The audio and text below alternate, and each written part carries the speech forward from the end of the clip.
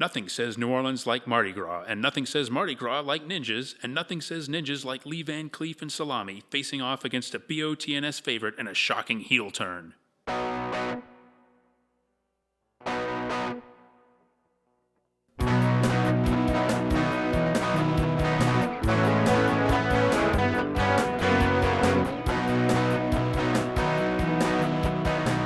Battle of the Network shows.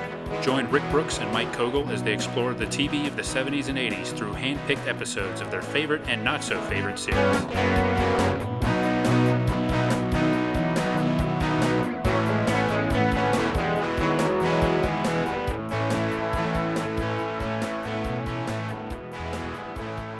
Welcome to Battle of the Network shows. I'm Mike. And I'm Rick. Hello, everyone. And this week, we're going to go back to one of the great fads of the 80s and maybe even further back than that, but ninjas. Yeah, mysterious, dark, dangerous Nina. Nina. And I did a little brief reading on ninjas. Oh, you did? Yeah. It seems like the popular image of ninjas, both in Japan and here, is a little bit inaccurate. Well, that's very disappointing. It has a grounding in the past, in the feudal era, the same era as samurai. Mm-hmm. But that the ninjas were generally used for more like spying and espionage, and did use some of the tools we think of. But like even them wearing black is a thing that showed up in artwork at some point to represent them being invisible. Mm. So it wasn't that they were actually wearing black. They weren't necessarily assassins and things, but at some point in Japan first, this legendary version of them became popular. I still want to know, exactly what made them so popular in America. Like if there's a trajectory, because I was reading this DC comic Manhunter from the 70s by Archie Goodwin and Walt Simonson, and it's actually from 1973, I think. And the Manhunter character trained with a ninja and uses a lot of ninja weapons. So clearly, at least some people, nerdy people, were into this stuff already even then. Well, one thing I want to mention is I actually had a ninja costume that I wore for at least one Halloween with, just kind of black outfit and some kind of sword with a sheath, I think, and, little cloak kind of thing. So I thought ninjas were cool. But I thought maybe I could share some comments from one of our listeners and friend who I grew up with, Ryan, and he was the one that suggested we cover The Master, which is the show we're going to talk about. And he had some interesting comments. He, talking about the show, he kind of drew a line from Bruce Lee to Chuck Norris to like kind of the ninja movies and talked about how they increasingly got more violent. By the time you got to the ninja movies, they were like hyper violent, I think was the word he used, like especially if you think about like the kind of schlocky ninja action movies of like the early 80s, but everything was kind of escalating a little bit. And he thought that it was kind of the paranoia of the Cold War that combined with the popularity of the already existing karate genre that kind of combined to make the ninja popularity, kind of a big thing. And he said it was kind of natural because the ninjas were spies and assassins. So it kind of fit into that time period and kind of the Cold War paranoia too. But one thing he pointed out was, and this is simply put, but very true, plus the mysterious nature of the ninja was very cool. And that's true. I mean, maybe it's not too much more, complex than that. And he pointed out that, G.I. Joe both sides had a ninja character. So you'd get into action figures, which kind of tied into it. And The Master, he thought, was just kind of a natural primetime television extension of this whole ninja craze. And he also mentioned going to the local Army Navy store, making his parents take him there to buy a throwing star. I certainly can't blame him for that. Yeah, I knew kids with throwing stars. I find it interesting that any parent would buy them. I mean, I think the ones that were sold were not deadly. They probably stuck in cardboard and things if you threw them, but I don't think they were razor sharp. Right? Yeah, they were more decorative. But yeah, I knew a kid who had some throwing stars, and maybe somebody who had nunchucks too. Yeah, wow. Which I know were like illegal in New York State for a long time until recently. Yeah, I think I had plastic ones as part of my costume. Yeah. But then on the Master, you get to see all these other kind of tools and weapons, and the axe things, and the little chain that he throws right, which like in the back half of the season seems to get they really get into using that a lot. Spears or pikes or something. Yeah, and maybe you don't. I mean, a lot of our listeners will remember the Master, I'm sure, but a lot of people might not. Right. It didn't last. It was only 13 episodes, and in retrospect, I don't think it has a great reputation now. I was looking at some of the reviews, I think on IMDb, or actually no, it was for the DVD Blu-ray release, Uh-huh. and everybody keeps using the word cheesy. Oh, cheesy fun. Cheesy 80s action fun. So you might kind of think, in retrospect, what were they thinking? But you know what? It totally makes sense to me. I can't believe there weren't more ninja TV shows or another attempt at this. Yeah. Because ninjas were so popular, and they made some interesting decisions with how to make a ninja TV show, as we'll get into with The Master. And ultimately, it didn't work. I mean, it certainly wasn't a commercial success, but boy, you certainly can't blame them for trying to make a ninja show. Sure. And it was on NBC, and that period where they were climbing their way out of the hole. And so I think it was probably also NBC trying to replicate the A-Team. Yeah, that was another thing. Another action show, and it was a Friday show, right? It was, yes. And, it seemed like in that period they were trying to find that perfect Friday show. Yeah, and actually, The Master aired in kind of the spring, I guess it debuted winter, whatever, but so like the second half of the 83-84 season. I have right here, actually, the 83 TV Guide Fall Preview, and I was hoping, today I was looking through, hoping to find it, like The Master listed as a mid-season, because the mid-season replacement show, because a lot of times in the fall previews, they'll list shows that are coming.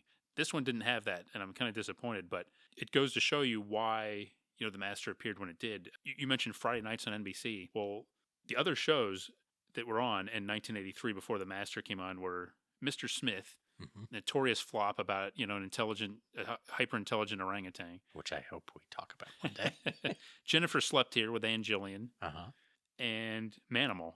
Yeah. At 9 o'clock. So those were all gone, I think, by the time The Master came in on Friday nights. But NBC was really struggling, and Friday nights had been a real problem. And it would be a problem, I think, next season, like Miami Vice would come in, and then they'd get Knight Rider and kind of Riptide and kind of stabilize a little bit. But they had like a real problems. But, they were going up against like the Dukes of Hazzard and Dallas and stuff like that.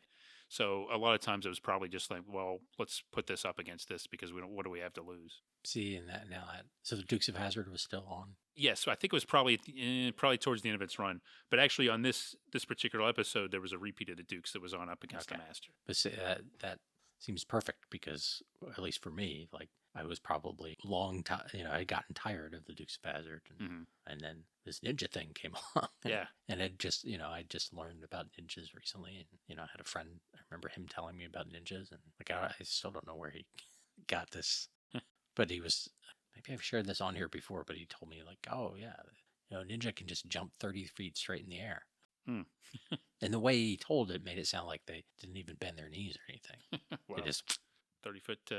Yeah, and I'm like, and I didn't believe him, but I guess maybe if they bend their knees. Well, there was, there was certainly a lot of intrigue around them, like kind of that supernatural abilities kind of thing. Yes, yeah.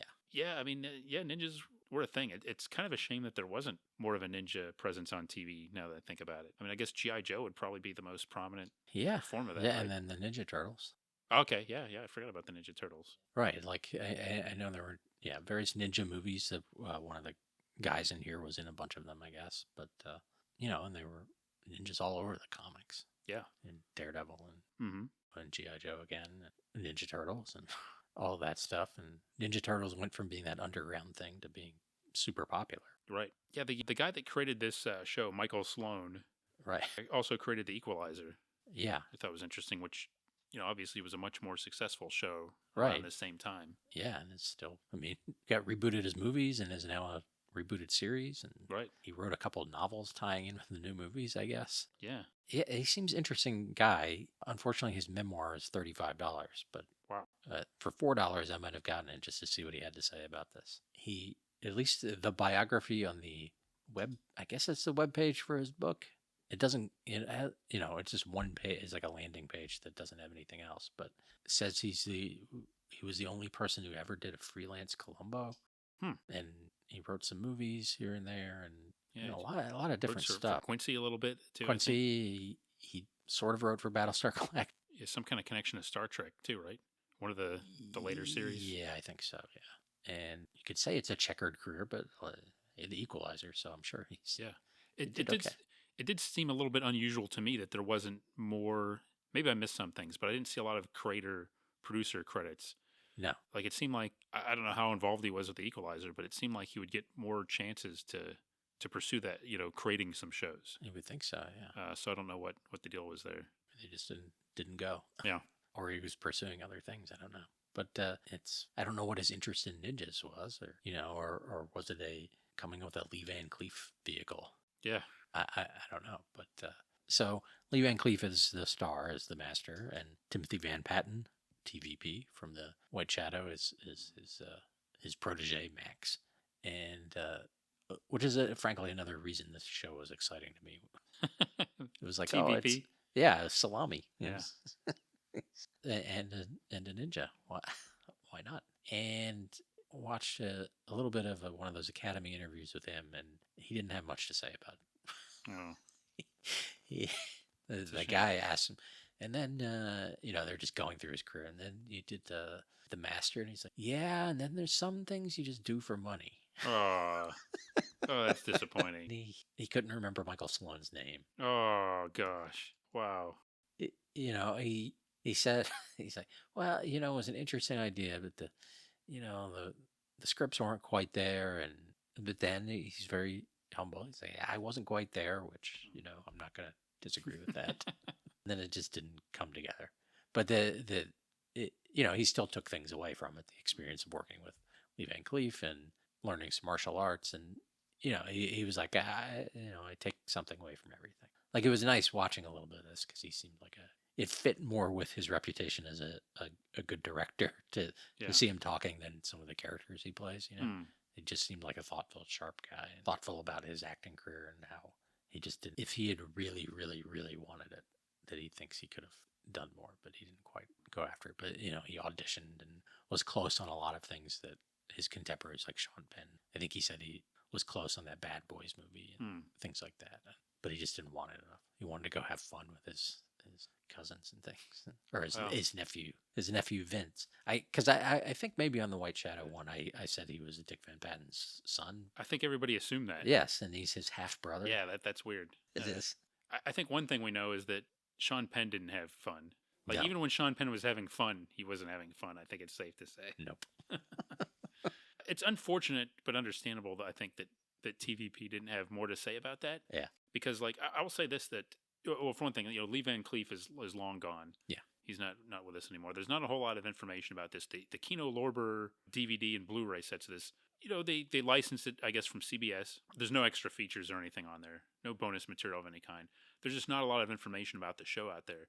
And I will say that generally, I think when we're doing research for the podcast, when I'm learning about a show or getting information, I try to use Wikipedia like as a last resort or for certain details. But in this case, Wikipedia was actually like one of the best sources out there for information about the show. Like, I was surprised how much there was on there, and just because there's just not a lot of information in the usual places I'd go to. So it would have been nice to get some more information. Maybe that memoir by Michael Sloan does have some information about it. Probably does. Yeah. I mean, I'd be curious to find out some of the thought process in this. I'd be interested. It's a shame that he couldn't do like a commentary or something like that for this, at least one for the first episode or something. Yeah. Maybe even he's not fond of it. Yeah. I don't know. He did the website has a like one of those pictures of where they've put the cover on like it's not a real book, but it's like kind of like, this is what the book will look like, and it looks like it's like 1,000 pages. Wow. And it's Bear Manor Media. Yeah. Oh, okay. So of course it costs a lot. And They do fine work at Bear Manor Media, though. they do. Yeah. And they do have electronic versions of them that are. Not this one. Oh, okay. They do. It's hardback is 35, but the paperback's 24 or something. And I didn't find out about it till Friday. So Yeah. Well, it's not like I could have gotten it. It's possible that there was maybe some creative interference. And one thing that leads me to speculate on that is that the episode we're going to talk about is about almost exactly halfway through the run. Mm-hmm. And it seemed to me like, I guess we'll get into this, it seemed to me like they were making deliberate efforts to fill in some of the details that we hadn't heard yet, like, the mythology of the show. Like, it's made a little bit more explicit in this episode. Like, you get more information about his daughter, the master's daughter. You get more information about the relationship between the master and the protege that's Okasa, who's hunting him down. And it just seemed like they were putting that there in a way that I wondered, like, I wonder if there was some kind of directive to, okay, we got to start putting in more information here, make it clear to people. I don't know, Right. but it But does make me then, wonder if there was some unrest on there. like the tail end of the season. So I think you're right. There, like this episode, there are a few episodes that definitely seem to be filling in backstory, and then the last couple almost seem to be like the daughter's like an afterthought again, and which happens on individual episodes sometimes. But I think what turns out to be the last episode, they mention it in passing once, Oh, and it's just another episode. yeah. I mean, it does sort of have that A-team format of people going around in a van and having adventures and Yes. helping people. Yeah. But there's the whole premise of the show is that the master leaves his ninja lifestyle to find the daughter he never knew he had. Right. Yeah. So yeah, it is weird to think of it being an afterthought because that's driving a lot of that's the gimmick that gets them to these different areas a lot of times. Yeah. Like some lead he's got on his finding his daughter. Yeah. But then sometimes they're just, that's where they stopped. Yeah. Or there's one where they're there so Max can be in a dirt bike race. Yeah, that was a little unusual. It's apparently he does it like every year or something too. Yeah. Like an annual dirt bike race. Right. But it's the only one he does, I guess. I don't know. Yeah. That hadn't come up in any episode like before. And no. Probably not since. I haven't seen all the episodes yet, but no, it doesn't come up again. I've seen the motorcycle's in the back of the van all the time, but yeah, that's the only time they use it. Even I think I've seen like 8 of the 13 episodes. Yeah, including the one we're going to focus on. Yeah, I did manage to watch them all. It's an interesting show. I mean, I've gotten a kick out of watching it. And I'm really glad that it's on DVD and I mean, let alone being on Blu-ray. Yeah, and look, I mean, maybe because not much has been done with it. Yeah, but it looks really about as good as a show from that era, with maybe not the highest production values. Good look. Yeah, it's almost looks too good. Yes, because Lee Van Cleef was what 60 something in his early 60s at the time. In his early 60s, yeah, and had health issues since the 70s. Yeah, I mean, so there was no way he could be running around doing half of this stuff, and it becomes a little bit more obvious maybe than they would think at the time. Yeah, and the other thing I noticed in this, because there are a bunch of shots of newspapers. That like today, if they do that, they have to, because they know it's going to be HD and people are going to pause it. They have to write up an article that fits. Oh yeah. And this, you like look at it, and it like at first I thought they just took a real newspaper and stuck a photo on it. But even then, it's like if they did, it's the middle of a story. Right. Or then the second time, it's like each column seems to be a totally different story. Like one starts in the middle of a thought about something about international issues, and then the next column says something about the mayor. Like, okay. And they didn't know anyone would be pausing to look at that dumb stuff. Of course. Now let me ask you this: Have you seen the Mystery Science Theater? No. Versions of these? No. I want to, but I wanted to wait, and I didn't. I totally forgot that they even did that. I never saw the episode. Yeah, I saw that too, and I was like, oh yeah, I've heard about that, and I imagine that probably a lot of people have only seen it that way. Yeah. Because some of the episodes got repackaged into movies, even though they are something. Yeah, it would have to be really like clumsily packaged. I mean, yeah. There's I remember seeing like a DVD set of because I remembered the show. I couldn't remember the name of the show, and being somewhere like a tower or somewhere, and there was a DVD that had a different name, whatever it is, the Master Ninja or something. Yeah, but it was these guys on the cover, and I'm like, oh, it's that, but it's the wrong name, and it's a movie. No, that's not right. And it's confusing too, because like a lot of those ninja movies that we talked about had like generic titles like Revenge of the Ninja, or Ninja 3, Exterminating. I mean, just the word ninja being in it, but it's hard to distinguish those. So I think it's weird like in some form, the Master, this series has been around in many different ways and probably been pretty easy to see some of it. Yet I don't think the actual show in its original form, like we watched it, was available until Kino released these DVDs a couple of years ago. Yeah. So not exactly been a staple on reruns or anything like that. So yeah, you're right. Probably a lot of people have know them from the Mystery Science Theater send-ups. But I kind of wanted to do the podcast here and talk about it before I heard them rip it to shreds or whatever they were doing on that. But I'm going to watch those after I finish watching the series. Yeah. I'm sure I will enjoy it. Yeah. Should we get into the good, the bad, and the ugly? Yes. So to speak. I like that, yeah. Yeah. The good, I mean, the theme song is great. I love the theme song. I do think that at first I kind of thought that the theme and the intro sequence, it seemed like a little bit. It didn't seem 1984. It seemed like late 70s, early 80s. It seemed like about 5 years dated. Yeah. However, the more I've watched the show, the more I was like, you know what, I don't care. Like even the font, like in the credits, seems Yeah. a little bit. I guess it's supposed to be kind of more of a Asian ninja font. Yeah. But the whole look of it seemed to me like, oh, this seems more in place with the late 70s. But that said, yeah, I love the theme song. Bill Conti did the Right. song, right? I was like, oh, I know that. I know he's somebody, and I had to look up his credits, and then oh, he did Rocky. I mean, that's all you need to know. Besides everything Yeah, else, that's a career right there. Yeah, he did that. That's like his first movie. He was Rocky, but you know, and led the Oscar orchestra for years and done all kinds of stuff. Yeah, and it you know, you can seeing that he did Rocky made sense. I was like, oh, I can hear connections in that, and probably why it sounds a little 70s. It does. I mean, it has the rhythm guitar is sort of the Nile Rodgers sound. yeah. That sort of disco strumming, got horns, and just a really good hook. Like the bridge where the saxophone comes in is really fun. Yeah, then the visuals are cool too.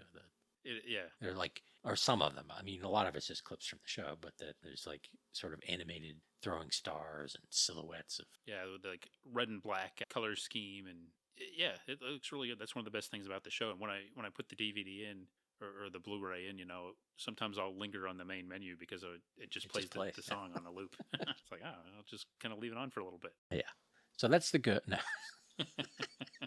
Now, where do you come down on Lee Van Cleef in general? Well, you know, I haven't watched the old spaghetti westerns a lot as much. He's a mysterious presence, and you know, another thing that Ryan pointed out was that even though he's like German and Dutch descent or something, some blend, he sort of has like features that are almost like Asian looking enough that you could almost it sort of fits to, you know, play a ninja in a weird way. I like him. I mean, he's got like an odd charisma that fits in. There's something weird about it. He's too old for the role though, and you know, seeing kind of like the obvious stunt doubles takes me out of it a little bit. I'm not quite sure that they nailed his character in this though. I like Lee Van Cleef, but it seems like I don't know. There just seem to be some contradictions in the character that hold it back a little. Yeah, like I mean, I've really only seen him in this, and you know, a couple the Eastwood movies, but and I like him in those, but you know, part of why that works is he doesn't have much to say. It's all about his presence, right? I mean, Eastwood too, but yeah, I've seen Eastwood in enough things to know he has other aspects to him. Where you know, this is a TV show, and TV shows have a lot more talking. Yeah, and there's something slightly off about how he delivers lines, and I think there's something weird about the editing too. Like almost like they're trying to they're like, well, he's used to taking a long pause, but it's like cool in a spaghetti western when there's like a weird, like a long still shot of someone. yeah. Here it's like, let me show you how to do that, Max. Why don't you do that? You know, it's like just an odd rhythm to things, or like maybe you could cut. And some of it's just we're used to a different pace now, but some of it just feels like. I kind of like his unorthodox nature, and it's kind of cool seeing him playing like a hero and like the heavy he was like in a lot of like I think in like black and white TV and stuff like that too. But yeah, I tend to think that I'll say this: of the two actors in the show, Lee Van Cleef is not the problem in my opinion. No. As far as his character goes, it doesn't always work for me, but I do think it's cool. I mean, you know, Lee Van Cleef is just a cool guy, and just some of like his eyebrows and just kind of. I kind of like the unorthodox nature of it, but I can't help but thinking watching this, like, if they had done this like 10 years before, maybe it would have been even better. And I wonder if there was something like, I don't know what kind of health he was in, but I'm wondering if maybe he's not giving 100% effort in this, or he couldn't give 100% effort in this. And maybe that kind of affected things too. Yeah. He apparently had heart issues since the late 70s. Yeah, I think he had a pacemaker, right. I think, at this point. But, you know, you can still be pretty active with a pacemaker. Maybe not then. Maybe it was still... You know, technology was different then, and I think he had a bum knee too, which makes it hard to do karate stuff. But and I kind of like that his character is sort of a happy guy. Like quite often he's like smiling and laughing at things. He's not brooding. No. You know, you might expect that. Like I think I kind of did actually. Yeah. I expected him to be a lot more gruff with Max, Yeah, his protege. They don't have a tense relationship at all. No, I mean there's some kind of lines here and there that Max sort of alludes to that and kind of acts like it, but really, you're right. It's not like there at all. They get along very well.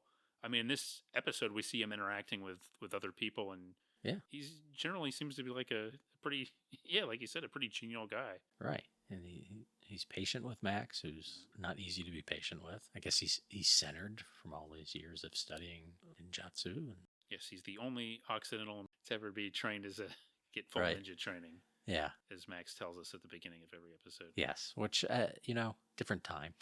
Yeah. I think now at least one of the characters would have to be Japanese. And I think that That- should be. That's kind of a weird thing. I think even then it was probably pretty weird, and maybe Yeah.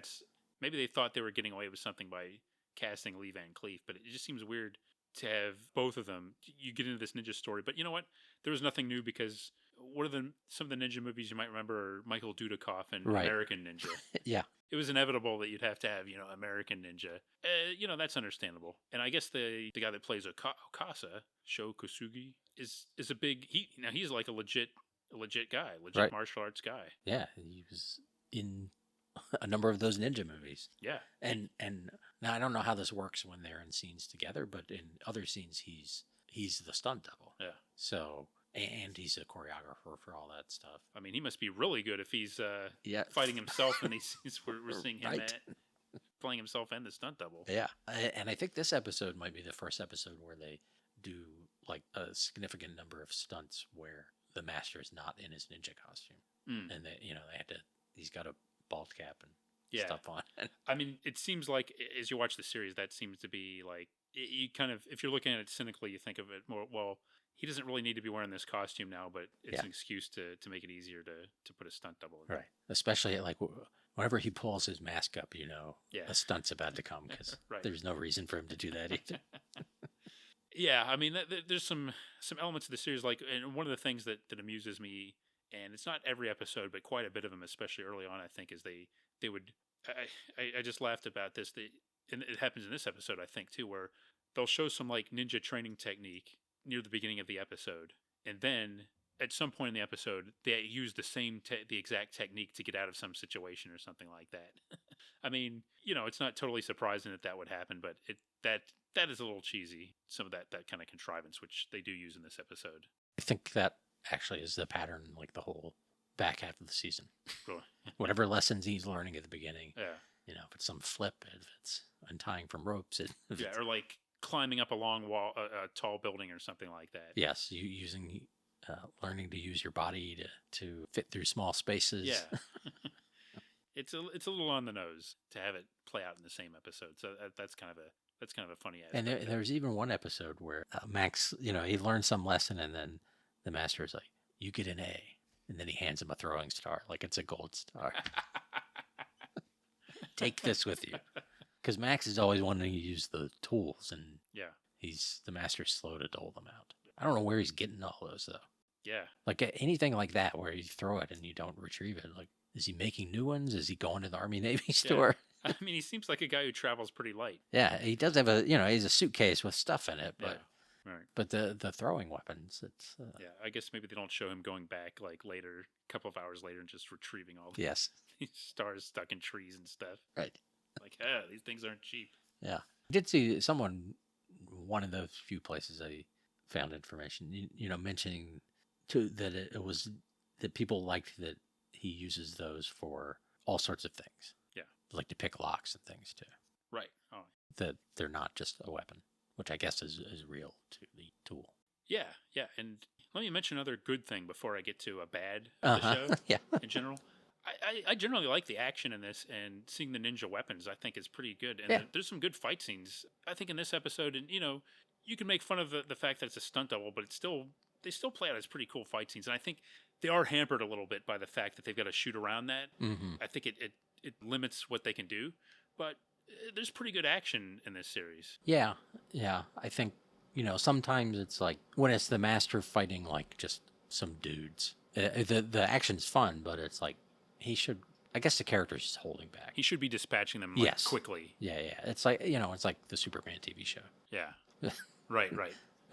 Fighting like a bald guy with a cigar. Yeah, because we should mention too that as far as the like in the series itself, it's not like a 60-something-year-old guy with a pacemaker. It's Right. Lee Van Cleef, and it's a ninja, and he's awesome. Yes.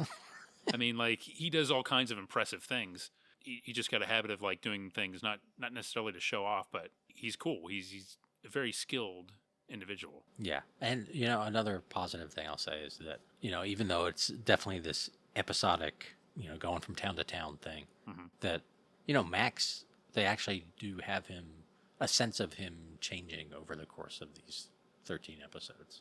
That he's learning that, he's learning things from this relationship and these ninja lessons, and not just the ninja part, but how to be a more patient person and a more empathetic person. And, that's something different for for this kind of show. There wasn't necessarily a lot of that in the A-Team. Now, one thing, and I'm glad you mentioned that because I don't think it's entirely his fault, but I'm not a real fan of Timothy Van Patten and the Max Keller character. And you know what I think a big problem is the unnecessary voiceover throughout the series. So I think each episode begins with like the little recap of setting up the premise with him explaining, how the master, John Peter McAllister, how he got there and how they connected. But a lot of times they'll start at the beginning of an episode and it's like, okay, well this makes sense. Maybe you want to set up. But then like every now and then he'll show up and he's not really giving you information you need to know. It's not stylized or anything. It's just really a distraction and kind of helps turn me off against the character in general. Yeah, and I don't think he's particularly good at reading it either. No. Like John Peter McAllister. Yeah. I can't really do his accent. But the only Occidental to ever learn the art of the ninja. Yeah. It's not a new, it's not, right. It's not Tom Selleck doing the voiceover on Magnum or something. No. This is a case where I think in a show like this, it's probably important to have that kind of introductory sequence, but maybe you should have incorporated it into the opening, the theme, and have like a professional voiceover guy do it. Yeah, like the A-Team guy. Yeah, exactly. And I guess the other voiceovers, I mean, maybe it's for kids because they knew kids were watching it, and kids are dummies. They need to know what's going on. Yeah. Yeah. And somehow, like, Max knows things that are going on when he's not there. Yeah. Voiceover every night, like this one opens with Okasa doing something, and he's just like, while Okasa was busy doing that, we were in New Orleans. Yeah, that's a little goofy. It's not like Magnum PI would use voiceover pretty well. Right. Yeah. But that's kind of something I don't really care for in this series. But yeah, I don't think this is his shining moment. But you know what? He co-wrote the Pine Barrens episode of The Sopranos and directed it, I think. So someone else directed it. But he has directed all sorts of stuff. Fair enough. He's done fine. Fair enough. Yes. I think he's fine. And even he, didn't seem to think it was much more than a stepping stone or a paycheck. Could anyone else have played Salami? Probably, but he embodied that guy. Could Sean Penn have played Salami? Be a much different Salami. Yeah, I think so. Well, I'll say too about him that TBP, he has like a naturally like slightly sad look to him that I think here maybe doesn't work quite as well as Salami, but it gives it takes some of the edge off. Sean Penn, you can't take the edge off of Sean Penn. Yeah, that's true. You can't. Without him, you probably even in I Am Sam, they couldn't get the edge off. I don't think so. No, that's some kind of explosive result. There's a company in Hollywood spending thousands of dollars every day working on how to use CGI to take the edge off of Sean Penn. It hasn't happened yet. The other thing about it is the Max Keller character. He's a real babe magnet in this series. Yes. Like every episode, he gets involved with or has some kind of dalliance with this female lead, and he's kind of positioned as like irresistible to women in many ways. And I don't know. And yet, really, he gets a couple kisses and then they move on. Yeah, no, it's rather chaste, mind you, but still, like they're sorry to see him go. Yeah, they are. There's always a suggestion that it could develop into something more. Yeah, and the suggestion that he's got like a woman in every town. Yeah, essentially. Right. But then, as far as I know, the master is the only one who actually gets some.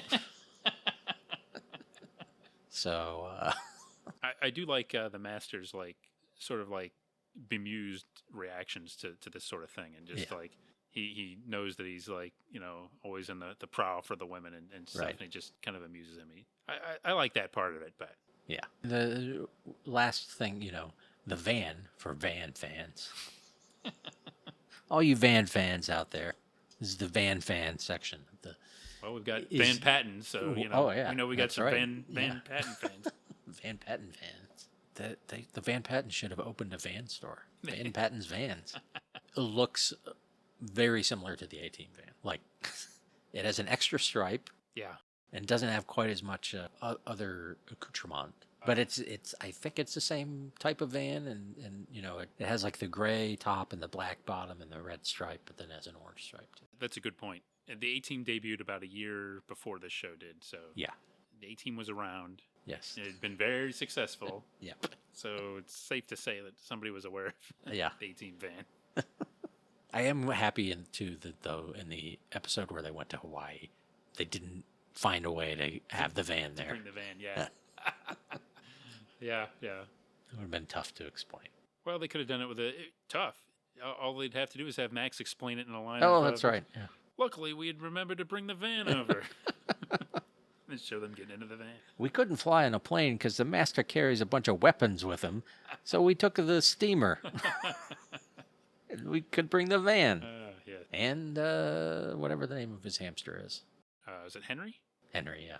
Yeah, that's right. We didn't mention the other regular recurring cast member, right, Henry. Yeah. The hamster in a hamster wheel on the dashboard. Yeah. His one confidant before the master arrives. Yes. Yeah, so we should get into this episode, which is called Fat Tuesday.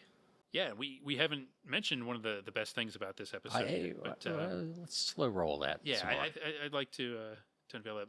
I'll just mention that this was March 9th, 1984, this episode. 6th episode of the Masters' one and only season. And yeah, as I mentioned, CBS had a repeat of the Dukes of Hazzard, then new episodes of Dallas Falcon Crest. So big lineup for CBS. And ABC was all new as well. Benson, Webster, Blue Thunder, and Matt Houston. Interesting. I watched all of those shows at some point. Yeah.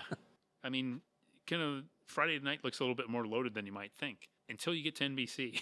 Because NBC had The Master, Legmen, a show with Bruce Greenwood as a pair of like college-age detectives that did like the legwork for like an established private eye.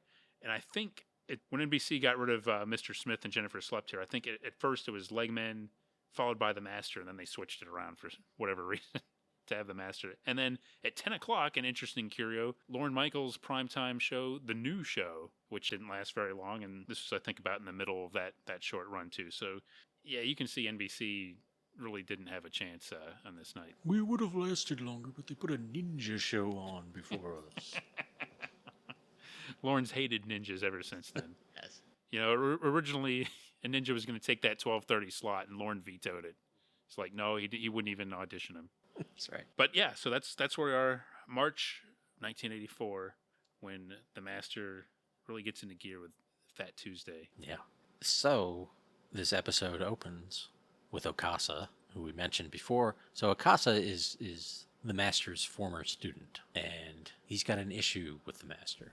Apparently, once you're a ninja, you're always a ninja. And if you leave, then you're betraying the ninja code, and you need to die. That's right. And I guess he's maybe thinks he's going to spoil their secrets or something, too. Yeah, I think at least once or twice he mentioned that. But then in another episode, he's teaching Kelly Harmon how to be a ninja. Yeah. So, That's right. The Tic Tac girl. Come on.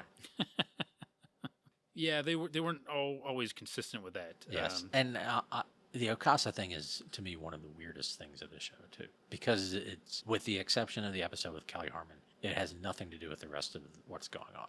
No. He just shows up, they fight, and he leaves. Yeah, it's almost like they got two recurring things going on besides the adventure of the week. It's almost like somebody said, oh, we got this like almost fugitive format. We need a Lieutenant Gerard chasing them all around the place to give them some constant threat that would, maybe that helps explain why they're always on the move, but they're also tracking down the daughter. So I kind of like it. I mean, it helps. It's an excuse to get more ninja action there, I guess. Yeah, that part's great. It's just, to me, it's like if Darth Vader's only purpose was to show up once a movie, fight someone and leave. Yeah. I mean, which you could say sort of happens, but but that's it. Like the fight is, well, some of his fights are unresolved, but it's not entirely working as a metaphor. But you know what I mean? Yeah. Because it's just sort of like, oh, there he is, and then they fight. Well, and like in this episode, he's got a reason. Okasa has kind of a reason to move on, but or at least a temporary. Oh, that's reason. right. He thinks he won. Right, Yeah. but like in general, he does things that like sometimes he's lurking in the shadows, but sometimes he's just out up front working with people. I mean, like Okasa has so many different ways of trying to get at him, and not all of them seem like very ninja-ish ways. No. For somebody that's so devoted to the cause, he's calling a lot of attention to himself for one thing. Yeah. And like you said, training somebody else, it's a cool idea, I think, but the execution of it over the course of the series especially is weird. I think in this particular episode, it works a little bit better. Yeah, it's okay. And at least we know how he got his information this time, which is he goes to a dojo and finds out once he kicks the butt of everyone at the dojo, he earns the right to get some information, which is he proves himself and that they're headed to New Orleans. And then we go to New Orleans, where Max and the Master they're in the van. They're on their way there. It's Mardi Gras. There was a newspaper article that quoted his daughter Terry and said she was dating a pillar of society, who's been accused of some criminal activities, and she looks similar to what he knows about his daughter. Again, he's never met her, and she flies planes, which he knows that about her. And I think he talked to the journalist already, and they're going to meet her at the newspaper.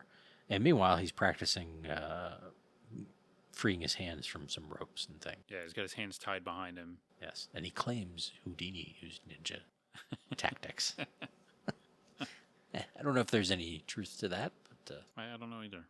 Maybe a Houdini expert out there can tell us. I wouldn't put it past Houdini. Certainly not, no. And he explains that the body can move if you let it, or something like that. Yeah, he's got some pithy phrase about it. And then he frees himself. Max, can you teach me that? And as you said, this will come back later. Yeah, no, and isn't this the scene too, like, is this the conversation where he kind of talks about his history and how he...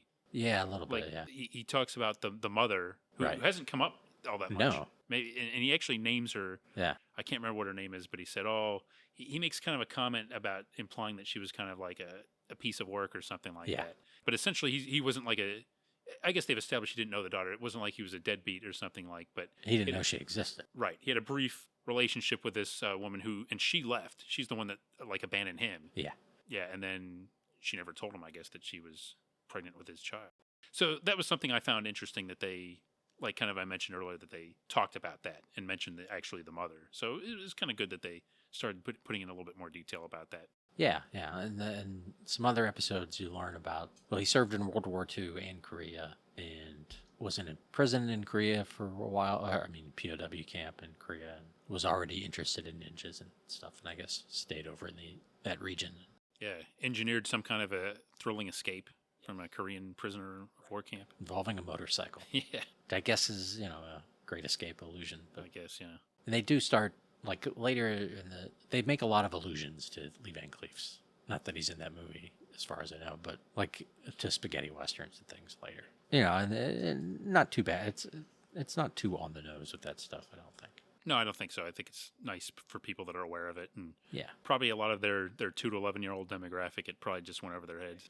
And we see some stock footage of Mardi Gras, and they show the New Orleans Globe, this newspaper, and the reporter Eve Michaels, is arguing with her very classic TV movie newspaper editor, Sam, about this piece, about this, more of the same story, but this guy Beaumont.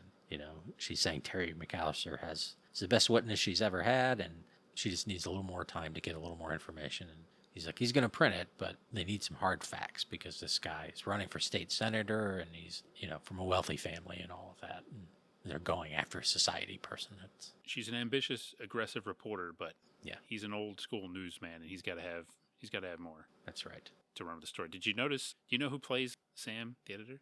I know it's Floyd Levine. Do you know who his actor's son is? You're gonna love this. What actor is the son of Floyd Levine. Yeah. I'll give you a hint. It's a totally different last name. He changed his name, apparently. Okay. That's So it's not somebody, with the same last name. Timothy Van Patten. No, not Timothy Van Patten, but it's actually Brian Robbins from head of the class and Yeah, future mogul. I can see it. The Yeah, face, now that yeah. I didn't know that, but now that once I read that, I'm like, oh yeah, okay, I can see that. Yeah, he probably taught. He's like, listen, I'll show you this clip I did, this master show I did. See, if you're playing a newspaper editor, you stick a big cigar in your hand. It gives you the look. Yeah, he's got like a little newsy toughness. Yeah, That maybe Brian Robbins got a little school delinquent toughness from. yeah. Brian Robbins. Oh, so if I'm playing a school tough, I wear a leather jacket. Yeah, Like, yeah, that's it. Yeah, That's all yeah. you need. They believe you. you need a hook. Yeah. If you want to be more sensitive, take the jacket off. Yeah. Like he's making his editor just a little bit more sensitive by wearing like a sweater vest. Yeah, that's right. Softens it just a little bit. Yeah. Beaumont is supposedly selling weapons to Middle Easterners. And then meanwhile, the Max and the Master are still driving around, and Max he's really trying to just lower the Master's expectations a little bit. Like, what if it's not his daughter? Yeah, that's interesting. He's kind of a voice of a little skepticism. Yeah. I mean, they've been down this road already before, Right. where they Don't get your hopes up. don't find her or find someone else. And I like the fact that, like, the Master, I like the fact that we're calling him the Master, too. Yeah, it's easier than John Peter Yeah. McAllister. I like the fact that the Master admits that he's a little nervous about, the idea of meeting his daughter. Yeah. The Master is very good about, like, acknowledging feelings like that. You're right, he is. Like, Yeah. it's okay to be afraid sometimes. And Yeah. Again, it's like you'd expect him to be all buttoned up, and that it's not a relationship where Max has to, like, loosen him up and everything. Like, he's Right. he's loose enough for what he needs to be loose Yeah. about. Yeah, he's centered. He's Very self-assured, and he knows himself. right, he does. So they pull into the parking lot of the newspaper right as these guys are attacking Eve, trying to kidnap her, which often happens on this show. They pull in somewhere just in time to save somebody's neck. Yeah, as I was watching this, I almost got confused with a scene from another episode where a similar scene that turned out to be not what we thought it was. Like in this episode, yeah, apparently it is what we thought it was. And for just a second, I'm like, oh wait a minute, no, this is exactly what we think it is. They're trying to kidnap her. But they save her, and it's, of course, who they're looking for. And she says, oh, yeah, your daughter told me all about you. But she seems a little bit squirrely about things. Yeah, I agree. And then Okasa is watching as any good ninja would through the windshield of a crappy brown car. Yeah. Classic ninja technique. It is really. That's the kind of thing he doesn't want John Peter to blab about over here in the States. That gets out, everybody will be able to do it. The first step of being a ninja, learn how to rent a car. Right. Don't rent a nice car. So they go to a classic New Orleans like bar, saloon, club called Willie's, where Willie works. And, and they're talking things over, and we meet Willie, who's played by the great Mabel King. Yes, thank you. Special guest star Mabel King. Yeah. And she's not even the guest star we're talking about. I know. What a bargain in this episode. Yeah. And a very vivacious Mabel King in this episode, too. Yeah, I think she had more to do here than on What's Happening. I think you're right. At least the episodes we did. I mean, she seems to be enjoying herself, and yeah, I kind of would have liked to. I'm assuming you don't see her in another episode. No, but I would have liked to have seen her if they come back to New Orleans. You could easily see them stopping by. Well, I had the thought rewatching it to take notes and things that, like, if they had wanted to change the format of the show, them hanging out in New Orleans and having her place be their their HQ, right, and her helping them out, and because she knows everything that's going on in town. Yeah, that would have been a great setup. Yeah, I would have watched that. Yeah, I mean, I watched the original one. But I mean, it just seems like, and she has a good chemistry with Lee Van Cleef, I think, and she does. And there's a little bit of flirtiness between them. And Lee Van Cleef could have taught her the ways of the ninja, and by the end of the run, she could be donning the garb and participating in some ninja activities. That would have been cool. I like this. As it is, she's got a cigarette holder, which is, again, we don't condone smoking, but actors with cigarette holders generally are entertaining. Yes. This is no exception. And to see someone who's not either a president or evil with one is pretty fun too. Yes. But she's very welcoming to them, and then there's this other lady who's watching them and approaches, and she thinks that the master is Leroy Hodges from Fort Wayne, Indiana. I love that. And her name's Harriet Cooper, or Harriet Cooper Milburn, because he wouldn't give her a tumble. Yeah. And she's in town with her sisters, and he has to kind of shoo her away. Which, my one experience visiting New Orleans and Louisiana, visit a friend there, was weird because we kept running into people she knew. Oh, really? Like, I mean, in New Orleans, you wouldn't expect, and like we ran into someone who'd been her roommate up here, so that I had met before. Like, it's like when we were just in a random park. Yeah. Like it's not like a tiny town. Yeah. So I feel like that's just happens there. You run into people. Maybe it does. And he tries to tell her that she's mistaken at first, but then he just gives up and just figures, well, I just got to get out of here. She's not going to believe me. Classic, like Bob Newhart situation. She's not going to listen. But in their conversation with Eve, she says that Terry's in hiding and she doesn't know where she is, but she'll know by the next day. Tomorrow, she'll be able to tell them. And Willie, meanwhile, agrees that Beaumont is no good, and his family enslaved her great-great-grandmother. Yeah. Which is a realistic but heavy thing to drop in there. Yeah. They're really loading the deck to build up this Beaumont character. Yeah. He's a gun runner, dealing guns to the shadowy figures in the Middle East, and then they add this, like, slave-holding legacy. Yes.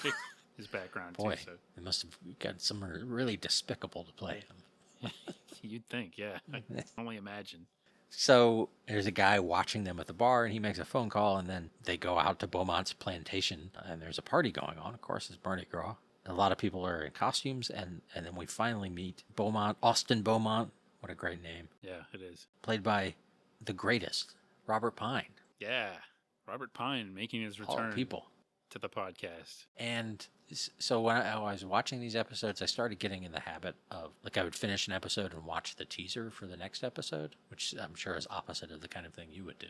Yeah, oh, totally. And some of that, like when I was doing the play all, it made more sense. Mm-hmm. But this is the first one on the disc. And I just put it in and I was kind of watching the teaser, and then all of a sudden, there he was, and I was like, yes!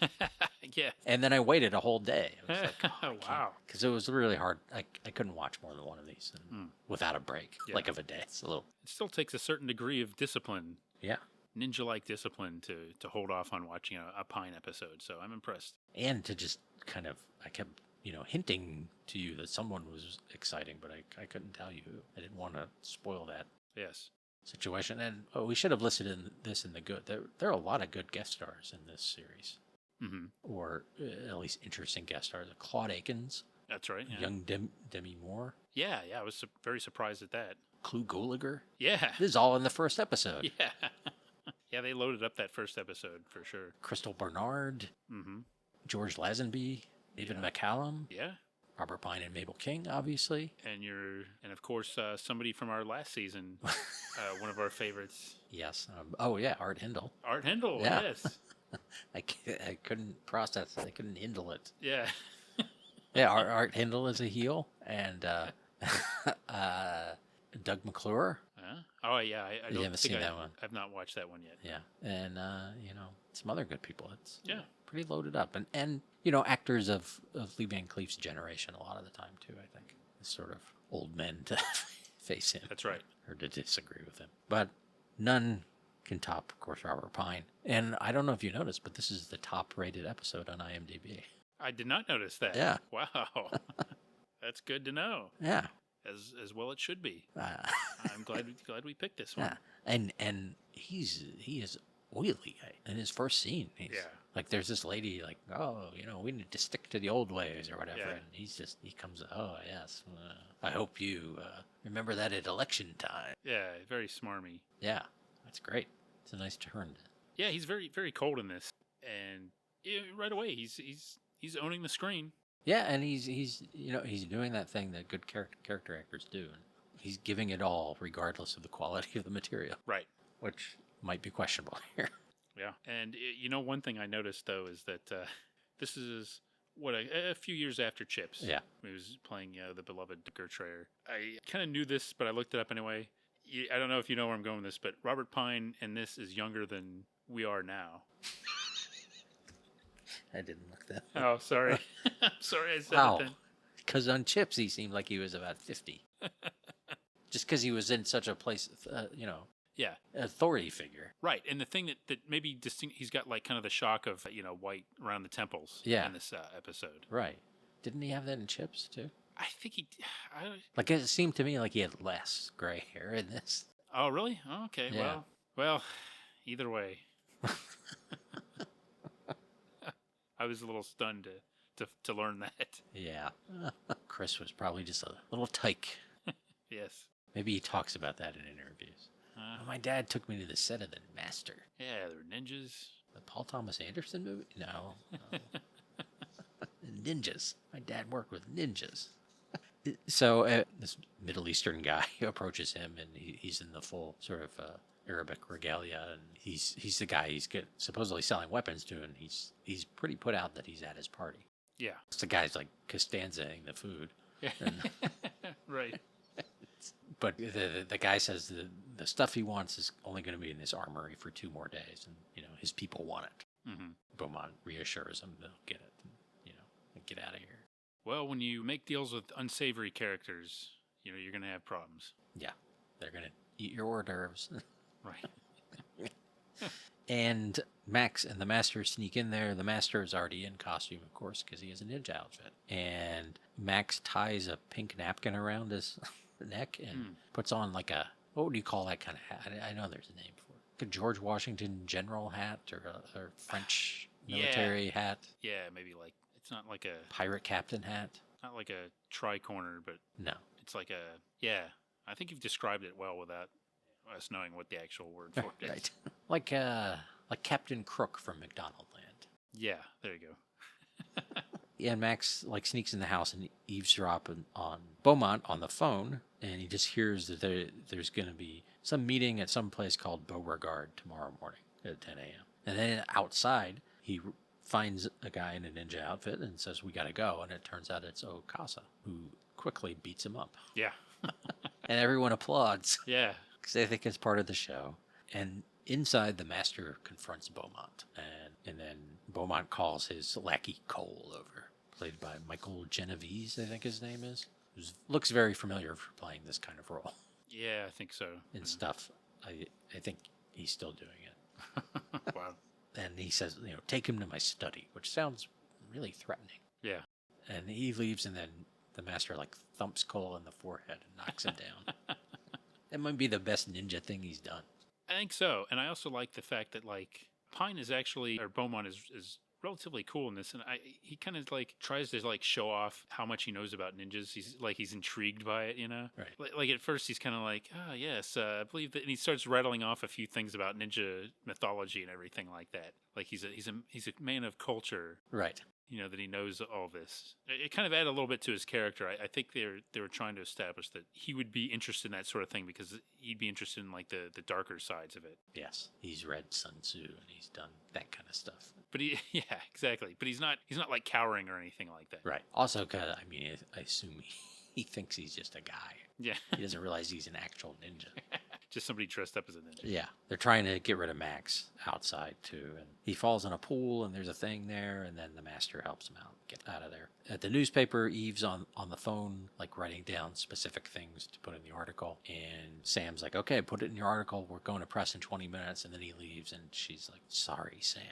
Something going on here. And we get a sense, too, that the Beaumont is rattled by what's going on, getting impatient with all this stuff. But the next day, they find out that Beauregard is a park. And they go to this park, and Cole and another guy make an exchange with a courier. And then the Master uses a little chain thing to steal or so they can steal this, what they picked up, and an envelope. He also uses one of his smoke bombs. Yeah, I love those flash bombs with generate a little flame and a big cloud of smoke. And many times he vanishes immediately. Yeah. That drives me crazy. Where did he go? Yeah. He even fools Okasa with those things. Yes. You're right. And there was one where they break into a museum. I don't know if you saw that one. I think that there was one set in New York, and they break into this museum to steal the crown jewels. And they're in this room, and as far as I know, the security guards are coming through the only entrance. And he throws one of those things, and then they're just gone. Yeah. What? I mean, it's if you have that ability to escape, you don't even really need the smoke bomb. Just go. Yeah. You can leave that quickly. Yes. in this case, the thing they get is a airline ticket from L.A. to New York. And it has Beaumont's name on it, and it seems a little strange. So he's like, well, we need to find Eve. We'll split up. And part of why he did this is because he could sense Okasa was there somewhere. And then they have a big fight. And he ends up, Okasa cuts his arm, and he falls in this pond and stays underwater. And Okasa seems to assume that he's dead. Yeah, does he say something like "Goodbye, Master" or something at the end of the scene? I think Yeah, he I says think something he to him does, like yeah. "Bye, Master." Yeah, which in that case it was to the camera, but this show does have a lot of sort of ADR of like explaining things. Yeah, Like, oh, I just need to unlock this safe or whatever. yeah, a strategic retreat for the Master to get away to fight another day. Yeah. So Max goes to the Globe and to talk to Eve, and they get attacked by Cole and some other guys in the printing press area, and they take the ticket back and they kidnap Eve. The Master shows up in Willie's office, all soggy and wounded, and she takes care of him. This is another classic Bob Newhart moment, like you mentioned earlier. How many times, would you see Bob Newhart show up like staggering and bloody, Yeah. and like have to, wander into the office of someone he just met and get help from her? Yeah, seems like every other episode. Yeah, exactly.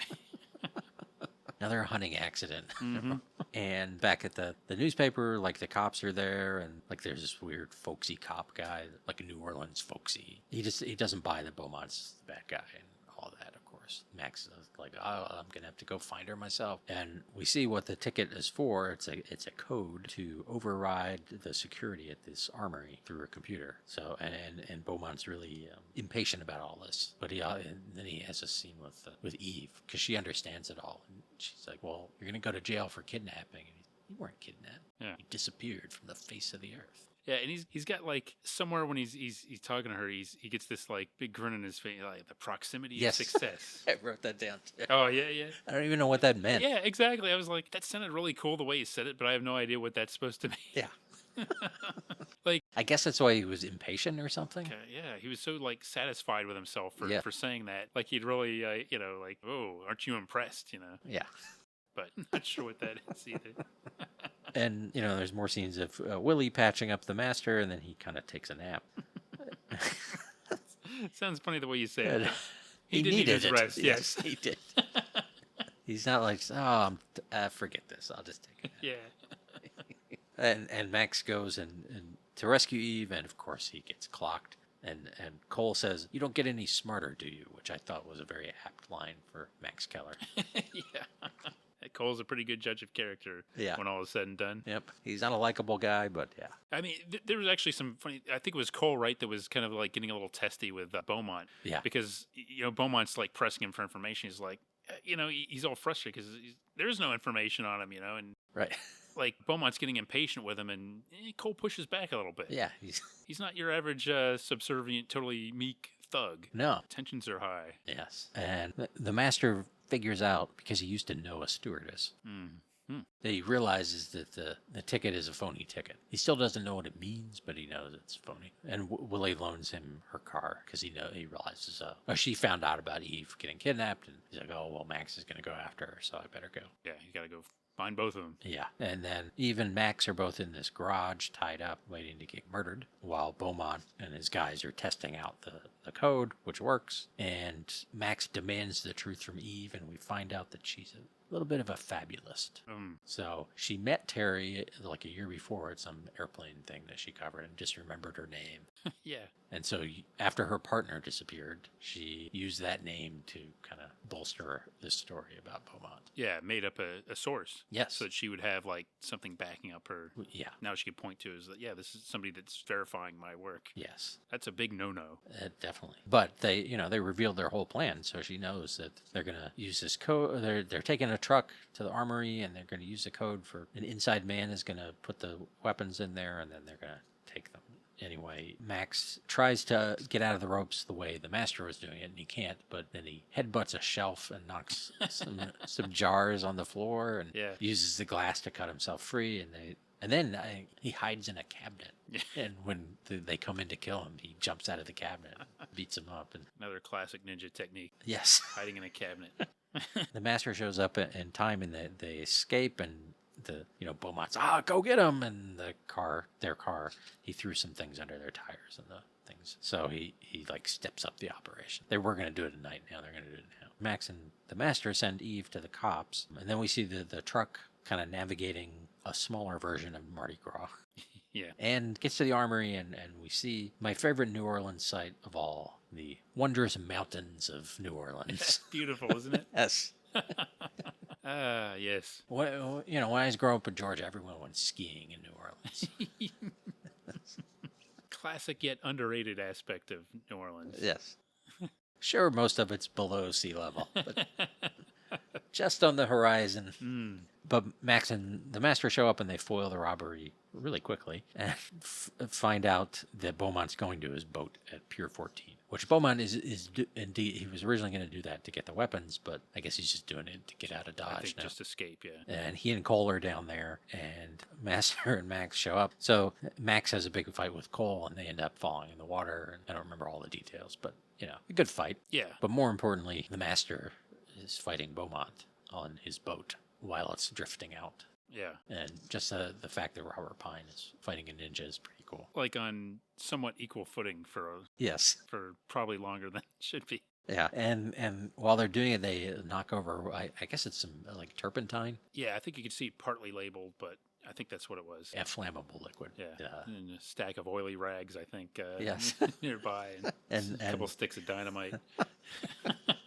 And Beaumont's trying to shoot the Master with a flare gun. And of course, that goes off and sets off an explosion, and it seems like they may have perished. But while they're waiting on shore, the cop apologizes to Max, and they go, "Oh, no, you were right." Yeah. And then the Master drags Beaumont out of the water onto shore, and Beaumont is soaked, and he looks very, very disappointed in all of this. Yeah, I mean, boy, this is going to really wreak havoc on his state Senate race. Yeah, I think so. And then the last scene, they're at Willie's, and the Master, of course, already knew that Eve didn't know Terry. Yeah. Because she said, Terry had told her all about him. Of course, Terry doesn't know anything about him. I got to say, that stood out to me. I did catch that when she said when I was watching the episode. Yeah. She said that. I was thinking, wait a minute, that something's not right there. Yeah. Because it had been established that they didn't know each other. So. And she says Max is the best thing to happen to her in a long time, which there really wasn't anything. Romantic stuff going on, but clearly. Yeah, a lonely life for a committed reporter, I guess. Yeah. In New Orleans. But she does have ethics. Yeah. She's going to go tell Sam what's going on and probably face some consequences for that. Yeah, and the Master kind of forgives her. He's not like real bitter about it. Right. He's not hung up on it. And she's like, "How can I thank you?" Or "How can I thank Max?" And he says something like, "Oh, he'll find a way." Right. Yeah. He'll think of a way. Again, that kind of like bemused, like, "Oh, Max, you dog." And Max is like jamming with the jazz band. Yeah. Like sit down and playing piano with tickling the ivories. Yeah. And then Harriet and her sisters find Leroy. Yeah. And they're all like around him, and Willie's there, and they're all laughing, and like he's like, I don't know if it's a lighting thing, but he's beat red. Like, yeah. I don't know if he's embarrassed or laughing or what, but it freeze frame on that. Before we wrap everything else up, I did think of one detail that I enjoyed from the Max Cole confrontation. I think when they're on the dock, just before they go into the water, Max does like a totally unnecessary like handspring or cartwheel move. Like he's like probably a good like 10 yards away, and instead of just like running towards him, he does like a little cartwheel thing. But he just winds up, he's still like a couple of feet away from him. He still has to rush towards him to finish like lunging at him. So it's like that was totally goofy. He was taking time to practice. Yeah. It was totally unnecessary and probably would have left him, vulnerable. The guy could have just shot him or something, probably. Yeah. There's another episode where like they're leaving somewhere and the Master does something like that. Just like they're running away. He's like, what? Yeah, the calling attention to yourself isn't always followed. But, it's a nice wrap-up. It's a nice comic touch. Beaumont, his political career is presumably over. Although in Louisiana, I wouldn't even bet on that. You can all come back from anything down there, I think. Yeah. Actually, we have friends of the show down in Louisiana, so, nothing against Louisiana. But I don't think they'll disagree. But you would think that this is Beaumont's going to be put away for a long time. I mean, he was essentially hacking into like the U.S. Army. Yeah. Which that to steal weapons to sell to, I don't know, either a foreign government or some kind of independent rogue arms dealer. Yeah, exactly. Yeah, and not cool, Beaumont. No, not cool. Not the best idea. No, I don't know how the Napoleonic Code will handle all that. Yeah. Yeah, and Blind Willie's place will go on. Yep. thrive, I'm sure. Looked like a prime location. Yeah, real hot spot. Yeah. Now, I don't know if anyone can drive during Mardi Gras. No. Maybe there's some streets are fine. I mean, unless you're part of the parade, I don't see how any vehicle is getting through. Yeah, but I guess in an episode that has mountains in New Orleans, we should. Anything is possible. Yes, anything is possible. Just open your mind. The Master didn't limit itself to the mundane world of the real. It expanded boundaries. Other episodes, I definitely prefer ones in a more urban setting than because there are a number that are like in small towns where there's just some like real estate tycoon Yeah, or some it seemed like they did general that villain. plot more than once, like some evil corporate guy, and they've got They want to steal someone's land. Yeah. No, I think I'd agree with that. And it seems like some episodes they sprinkle in a little bit more of the ninja stuff than in others, but it does seem like they do try to make it a thing, like at least once or twice, to have the Master give some kind of words of wisdom. Whether it be a lesson or like a specific way to get out of something, but sometimes he's got something that sounds vaguely Eastern and philosophical. Right. I don't know. This show could have been a lot more. Yeah. It's still pretty cool, though. Like smoke bombs and throwing stars, they are cool. I do like watching that. Uh-huh. And within the confines of network television, they had some decent action in the show. The writing wasn't there most of the time, I'd say. I do like Lee Van Cleef, and it's a fun show. I'm going to keep watching it. I'm glad Ryan suggested it. Yeah. Now, I don't know if we really said this. I don't think I watched this. Maybe I watched an episode when it was on, but I think I would have been like you. I would have been watching some of the other stuff on the other. But networks. I definitely watched this, so I might have forgone Benson and Webster for a while to watch this. And then you came crawling back after the Master was canceled. And Benson and Webster hopefully welcomed you back. And see, I probably was briefly disappointed when Mr. Smith was canceled, but. Well, it's funny because in that TV Guide preview, they mentioned that there were a couple of shows that they hadn't seen yet, but they were assuming that they would be good shows based on the pedigree or the premise or something like that. And Mr. Smith was one of them. Another one they said something like, well, given the quality of MASH, we have to assume After MASH is going to be good too. Like, oop, not so much. I watched that too. Wasn't Misfits of Science that same year? I think it was the next year. Okay. It was very soon after this. For some reason, I thought it and Mr. Smith were on at the same time. You said it was Manimal, right? Manimal, I think 84 would have been Misfits of Science, I think, probably. Yeah. I think Legmen actually lasted into fall 1984. I assume they were into Legs, too. Yeah. Maybe Legs was the theme song. Yeah. And then Miami Vice would come along and kind of change everything Fridays, or at least give NBC a fighting chance. So who was the other leg man? I don't remember. I assume there were only two. I don't know why. Yeah, they were partners, but I don't. We'll put it in the show notes. But he wasn't Bruce Greenwood. And in the playlist, we'll have there's a couple of Friday night promos for this that you can see, like a very young Bruce Greenwood in the show. It's funny, but yeah, that one didn't take either. I do think it was a fine idea to try a ninja TV show, but we just weren't ready for it. Yeah, or maybe at least we weren't ready for it with Lee Van Cleef and TVP. Or maybe Michael Sloan held back a lot of the ninja secrets that he would have included out of respect for the way of the ninja. Maybe he's the only Occidental ever learned the ways of the ninja. We saw like maybe 25% of what he could have shared in this, and that's his regret. Maybe it's in his book. His big regret is that he didn't put all he had into the Master. Yeah, it's like 500 pages just on the Master. Working with Lee Van Cleef. Yeah, and then just like as an aside, and the Equalizer hit, but the Master was what I really loved. I can't remember the other actor's name, but a young guy. And Lee Van Cleef didn't think he died a couple of years after this, actually. Yeah, like 89 or something. Yeah, and he was in kind of just looking around. It looks like he was in a surprising amount of commercials just before this. This wasn't prime Lee Van Cleef, but he was in the Cheetos commercial, and I think he did stuff like playing up on the spaghetti western image and everything like that. So hey, good for him. He got a role late in life. Yeah, playing a ninja could have worked. It doesn't always work, but it's definitely worth checking out. Yeah, it is fun. It's entertaining. If you're into ninjas. Yeah. This is the kind of thing I wish was more available, some of these more obscure shows, as opposed to a lot of other stuff that's making its way to streaming.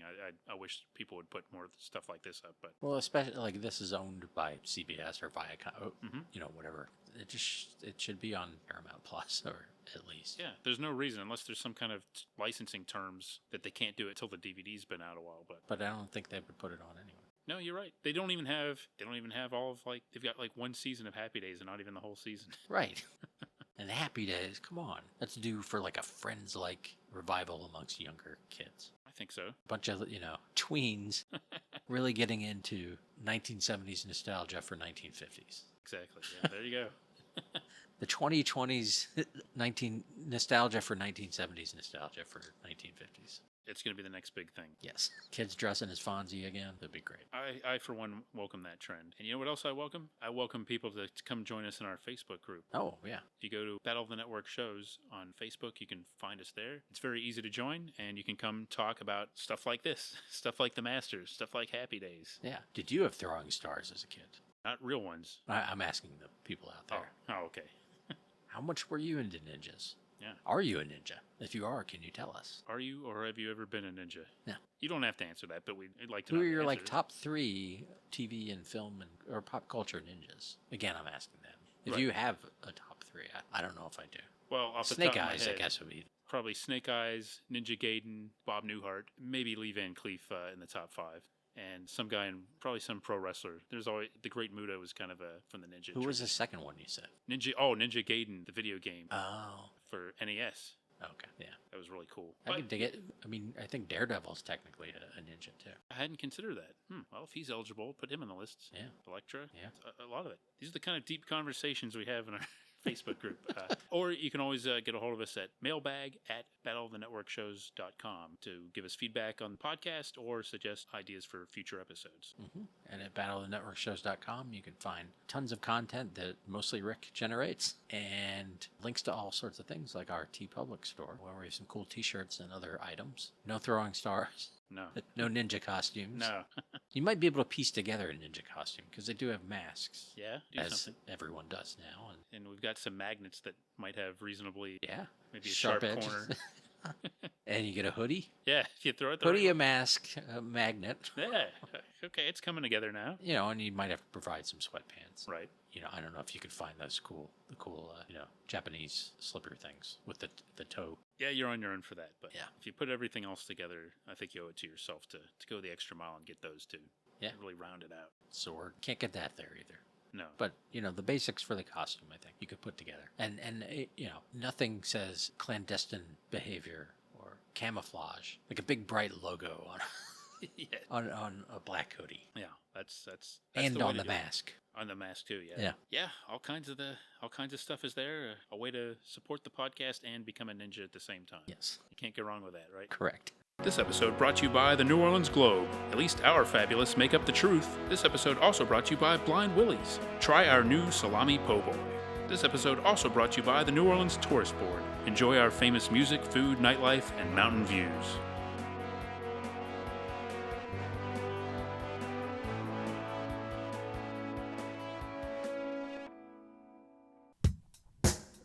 Join us next time for another exciting episode of Battle of the Network Shows. Learn more, leave feedback, and suggest future episodes at battleofthenetworkshows.com. Follow us on Twitter at BatNetShows and like our Facebook page, facebook.com/Battle of the Network Shows.